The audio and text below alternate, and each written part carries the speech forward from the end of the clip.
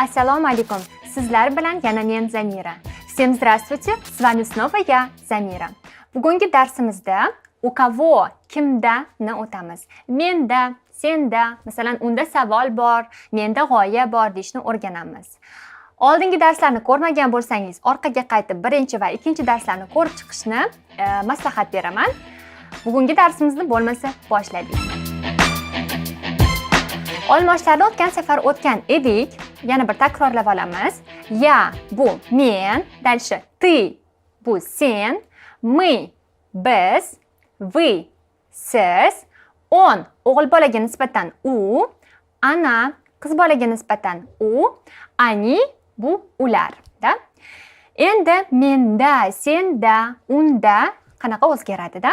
Смотрите. U predlogi o'sha dani beradi tarjimada. Masalan, menda tam savol bor demoqchi bo'lsak, u menyani ishlatamiz. U menya, menda. U menya, menda. Senda, u тебя, senda, u тебя.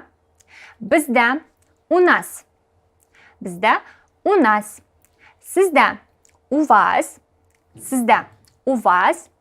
O'g'il bolaga nisbatan unda demoqchi bo'lsak, u него, u него.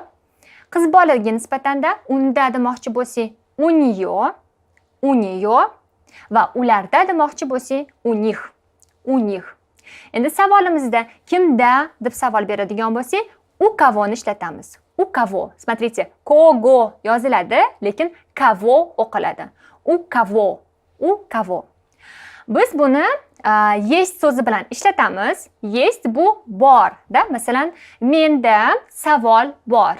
Menda у меня есть вопрос.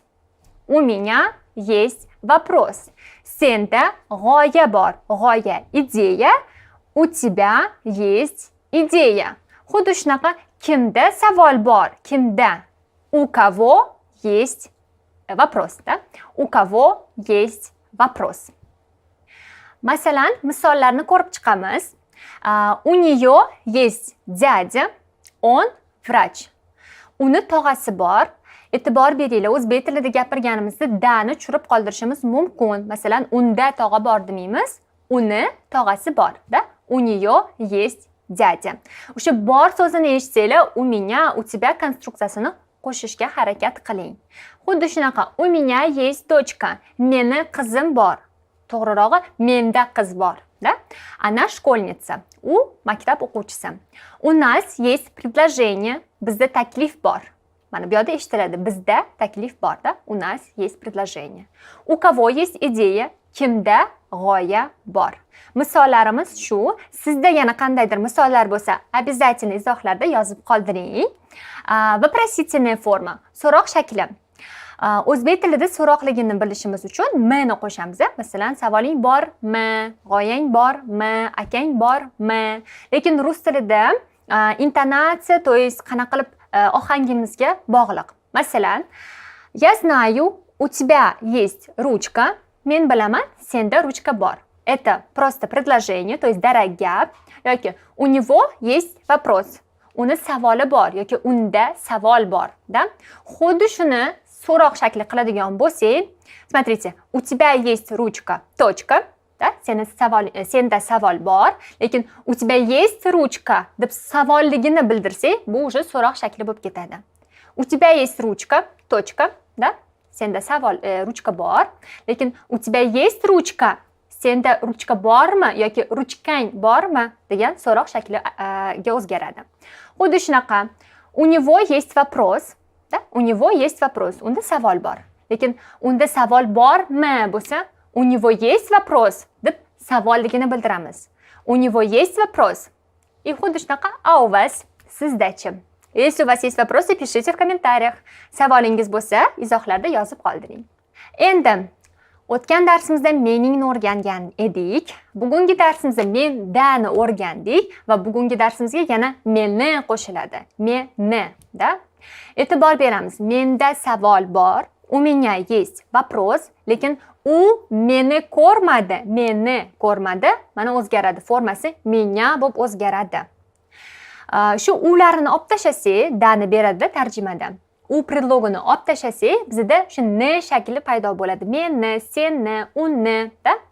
Yana bir takrorlab chiqamiz. Смотрите. Меня, masalan, меня, да? Meni имеется в виду. Тебя, seni, нас, bizni, neni beradi. Вас, sizni, его, uni, o'g'il bolaga nisbatan, ее, uni, qiz bolaga nisbatan, их, ularni.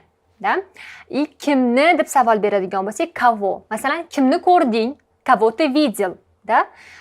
Kimni eshityapsan yoki eshitmayapsan, da? Kavo ты слышишь или не слышишь, da? И так далее. Misollarni ko'rib chiqamiz. У нее есть дядя, uni tog'asi bor. Qaranglar, unda tog'a bor yoki da. Он врач, u shifokor. Его зовут Бабур.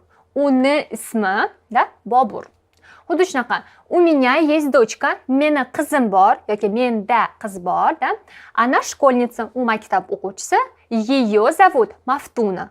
Uning ismi, uni ismi Мафтуна. Я его не видел. Я его не видел. Men uni ko'rmadim. E'tibor bering, unda emas, uning emas, bu uni, ne, da? Вот. Теперь ваш звездный час. Quyidagi gaplarni tarjima qilib izohlarda yozib qoldiramiz. Переводим эти предложения и пишем в комментариях. На сегодня все. До скорой встречи. Bugungi darsimiz shu bilan tugaydi. Keyingi darslarda ko'rishguncha. Всем пока-пока. Hammaga xayr.